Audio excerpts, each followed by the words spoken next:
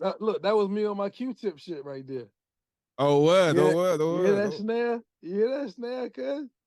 That yeah, was me on yeah. my Q-tip shit. Oh, I hear that, man. It's a dope song. Now, okay, before we talk about the beat and how the song came about, right? Now, there was an interval between when you made the beat in '93 for Black Streets and then you working with the Lost Boys. Talk to us about that period. What happened then? Well, Cheeks used to be in Virginia, and we were introduced by two dope dealers that we that we were really good friends with, great guys. And one was backing me, one was backing him. They introduced us at this place called Shirt Kings. Uh, and we started doing music from there. Then he moved back to New York, and I heard him on uh, what was that old cop show? With I was just about to say it, New York Undercover. New York Undercover. Yeah.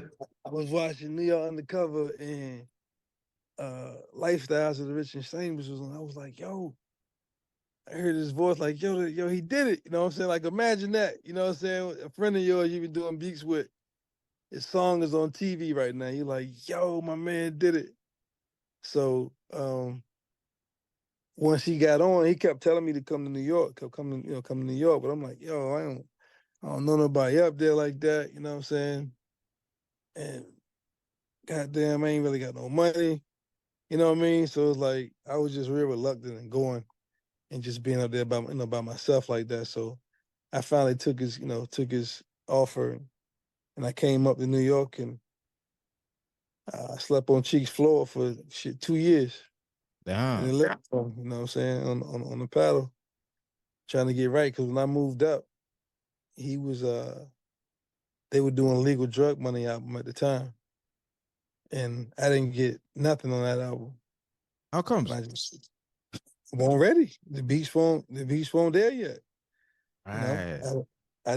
I didn't play nothing that was like worthy. You feel me? Mm. So that really humbled me. You know what I mean? To be living with the nigga and don't get a song up there, like your shit got to be trash for real. Like, okay, all right. So that just made me dig a little deeper, and then I end up finally getting an MPC. I got an MPC 62 with a 3,000 brain in it. I'll never forget it, and that just changed my drum game up forever. After that, it was a wrap. So um, I don't want to give out too long stories and shit, but that's my intro to New York was being with Mr. Cheeks, and that's how I turned my shit into something else. Just tagging along with them and going on tour with them and playing beats for people on the road with my Walkman and shit like that. Like that's how I ended up getting beats with A plus and all that type of stuff later. Now you some would say you took a risk moving to New York. 'Cause like you said, you didn't have much money. You wasn't really like established yet, although you did the beat for Blackstreets. So did you have like a backup plan if that didn't work out? Like, or was you like all in? Like, I was all in. damn, that's so like, would you advise? Is like okay, for young producers that want to make this a full time thing? That do you think it pays to not have a plan B and just have a plan A and just put all your eggs in one basket? Like, what's your opinion on that approach? I mean, and when you in your late teens and early 20s, that's your time to wing it and be living on people's couches and shit like that, living in people's garages. It's just you. Mm. You on the grind. You ain't got no babies. You know what I mean? You got no wife. It's just you trying to figure it out. So you got to be willing to really put yourself out there and just go out there and see what it is. You know what I mean? It ain't gonna be pretty. I tell people all the time, no change don't come from a comfortable place. So Mm. it's like you trying to sit here at the crib thinking some change gonna jump in your lap. It's like, nah, when you hear people talk about their stories, you be like, yo, he was homeless? Like what? Or he was living in your car, like you hear all types of stuff, but that's somebody like going at it like I'm not going home. Like I'm gonna figure this shit out, and that's the type of attitude you gotta have. And that's what I told myself. I'm not coming back to Virginia the same way I left. Wow, wow.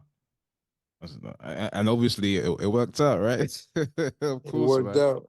It Yeah, definitely worked. Now you said that you slept on Mr. Cheek's floor, and or I don't I can't remember if you said floor, but you slept in his yeah, place, yeah. and On he the kind floor. of oh, okay, on the floor, yeah. So he kind of Yeah, supported you, and it kind of got me thinking. Obviously, that for him to do that, that's a real friend right there, man. And absolutely. yeah, no, for sure. So shout out to him. It got me thinking. I just thought of this just now because I remember on Instagram you posted something like, "Just because you made a beat for someone, don't think you're friends." Do you remember you posting something like that? For So it just sure. got me thinking. It got me thinking. Was there a particular situation? Obviously, there must have been a situation that you've experienced that made that. So could you go on mute, please, Terry? Terry, go on mute, please. Yeah, there must have been a situation that made you, I guess, have that belief. So do you want to talk to us about that? You don't have to give names, but just vaguely. I mean, when you come in the music game applying real life principles, you get your feelings hurt. That's just they don't apply here.